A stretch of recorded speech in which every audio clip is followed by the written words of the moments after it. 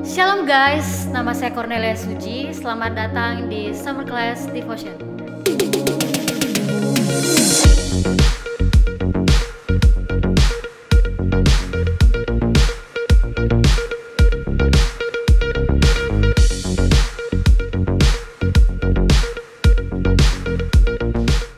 Hari ini saya mau menyampaikan sharing firman Tuhan mengenai update yourself atau pembaruan diri.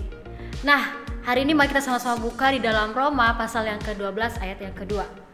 Di situ dikatakan bahwa janganlah kamu menjadi serupa dengan dunia ini, tetapi berubahlah oleh pembaharuan budimu sehingga kamu dapat membedakan manakah kehendak Allah, apa yang baik, yang berkenan kepada Allah dan yang sempurna.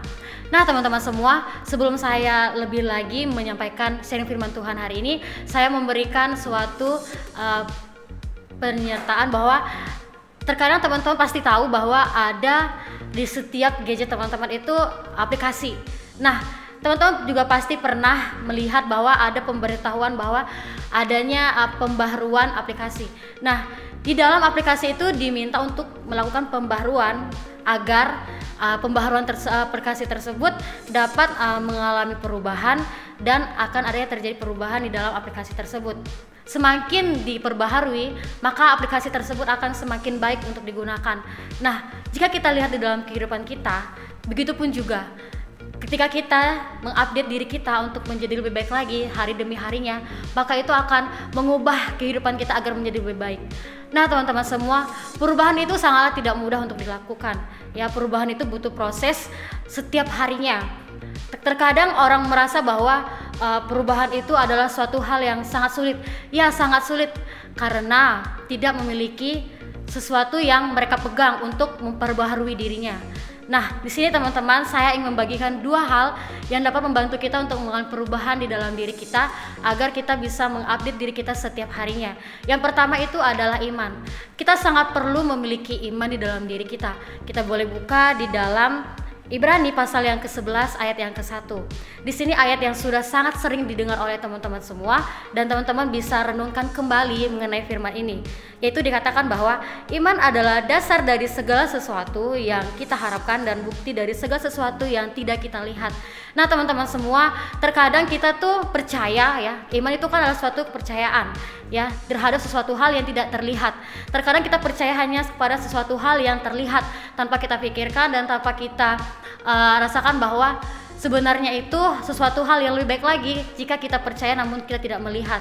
Nah, teman-teman semua, kalau kita tidak memiliki iman, kita akan sangat sulit untuk mendorong diri kita mengalami perubahan dalam diri. Ya, apalagi kalau kita nggak percaya sama suatu hal, itu akan menghambat perubahan atau menghambat perubahan di dalam diri kita. Nah, yang kedua itu adalah rela berkorban. Teman-teman bisa buka di dalam Kolose pasal yang ketiga ayat yang kelima.